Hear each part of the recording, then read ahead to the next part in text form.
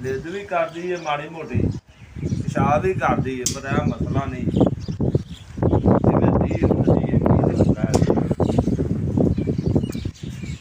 यानी कि लम्बे पैंदी थी खड़ी हुई थी, यानी कि जिस तरह पेट से दर्द महसूस जानवर करता हो दर्द महसूस लत्तां चौड़ियां कर लेंदी पिछो चौड़ी हो के खलोंदी फिर खड़ी करो।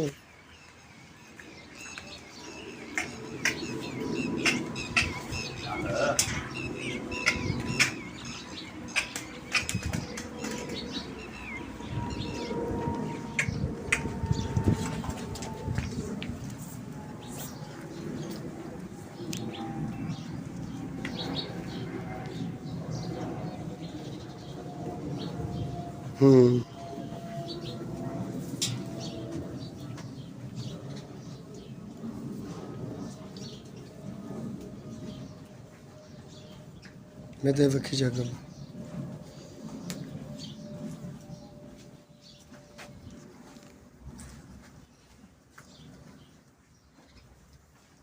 बस पसलियां कुर्स अपने मूँह लिया दी। हाँ जी ਇਹਦਾ ਮਤਲਬ ਹੈ ਕਿ ਇਹ ਜਿਹੜੀਆਂ ਪਸਲੀਆਂ ਨੂੰ ਮੂੰਹ ਲਿਆ ਕੇ ਆ ਰਹੀ ਹੈ ਨਾ, ਇਹਨੂੰ ਦਰਦ ਹੈਗੀ ਹੈ ਗੁਰਦੇ ਦੀ। ਪਸਲੀਆਂ ਦੇ ਨਾਲ ਜਿਹੜੀ ਖਾਲੀ ਜਗ੍ਹਾ ਇੱਥੇ ਮੂੰਹ ਮਾਰਦੀ ਕਿ ਸਿਰਫ ਪਸਲੀਆਂ ਤੱਕ ਲਿਆਉਂਦੀ। ਇੱਥੇ ਦੀ ਗੱਲ ਲਿਆਉਂਦੀ। ਹਾਂ ਇਹਨਾਂ ਗੁਰਦੇ ਤੱਕ। ਠੀਕ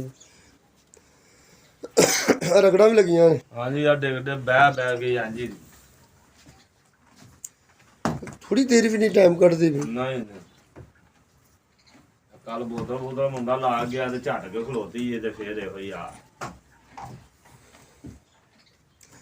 ਇਹਨੂੰ ਗਰਮ ਸੌਦਾ ਤਾਂ ਨਹੀਂ ਕੋਈ ਦਿੱਤਾ ਮੇਰੇ ਭਾਈ?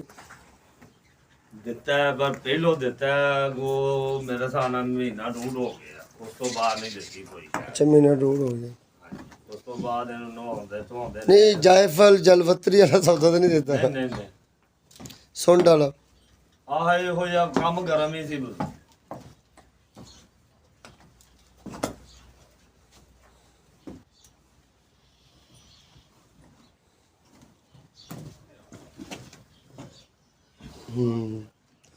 ਪੈਰਾਂ ਤੇ ਖੜਾ ਹੀ ਨਹੀਂ ਹੋਇਆ ਜਾ ਰਿਹਾ। ਬਿਲਕੁਲ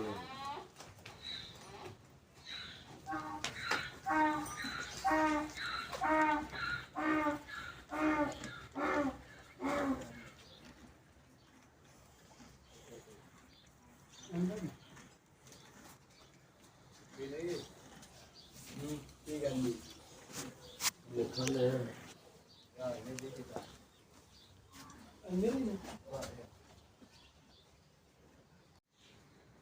ਇੱਥੇ ਕਰੀਏ ਸਰ ਥੋੜੀ ਜਗ੍ਹਾ ਹੋਰ ਕਰੋ।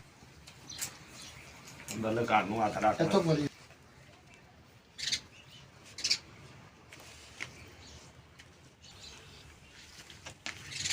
ਕਾਰ ਪੱਟੀ ਲਾ ਲਓ ਜਿਹੜੀ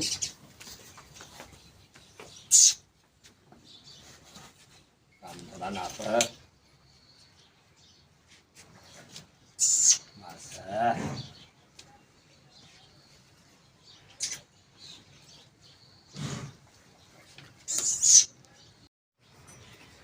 ਕੰਨ ਮਰੋੜੇਗਾ ਤਾਂ ਡਾਲਾ ਲੱਗ ਜਾਣਾ।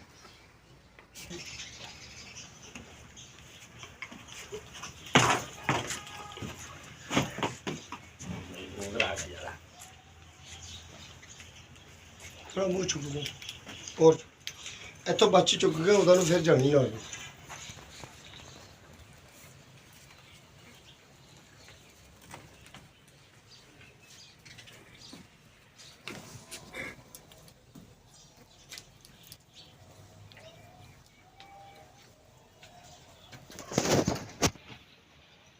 ਕਾਲੇ ਦਾ ਹੱਥ ਰੱਖ ਘੋੜੀ ਦੇ ਸਾਈਡ ਤੇ। ਹੋ ਗਿਆ ਕੰਮ ਜਿਹੜਾ।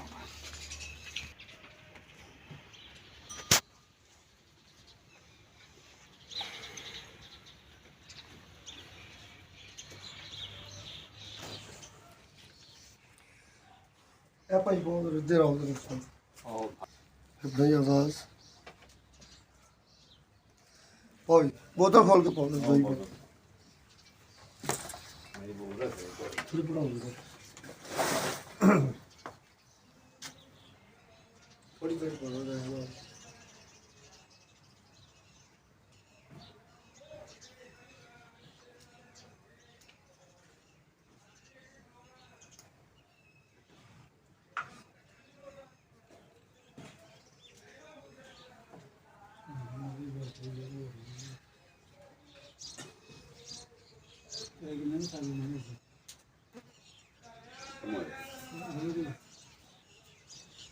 ਕਹਿੰਦੀ ਕੁੜੀ ਜ਼ਿਆਦਾ ਬਿਮਾਰ ਕਰਕੇ ਲੱਗ ਦਿੰਦਾ ਇਹਦੇ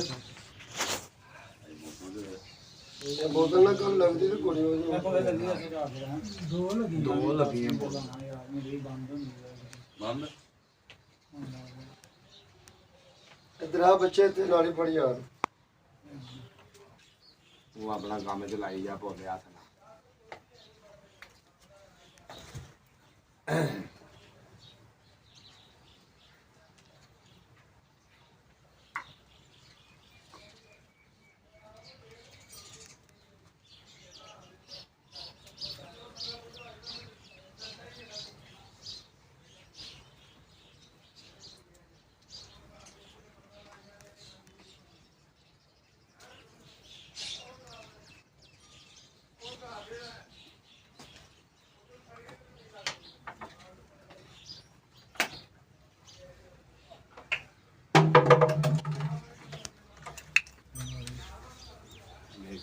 ਇਹ ਤਾਂ ਨਾਲ ਨੂੰ ਕਿੱਥੇ ਲੈਣੀ ਇਹਦਾ ਨਾਲੀ ਦਾ ਸਿਸਟਮ ਹੁੰਦਾ।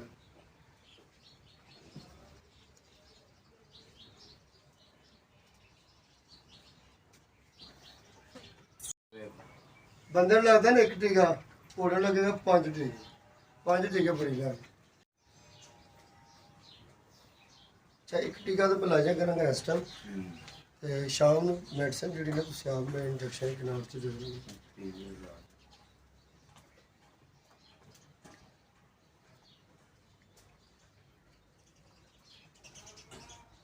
ਆਏ ਦੋਈ ਚਲੇ ਗਏ ਨਾ ਅੰਦਰ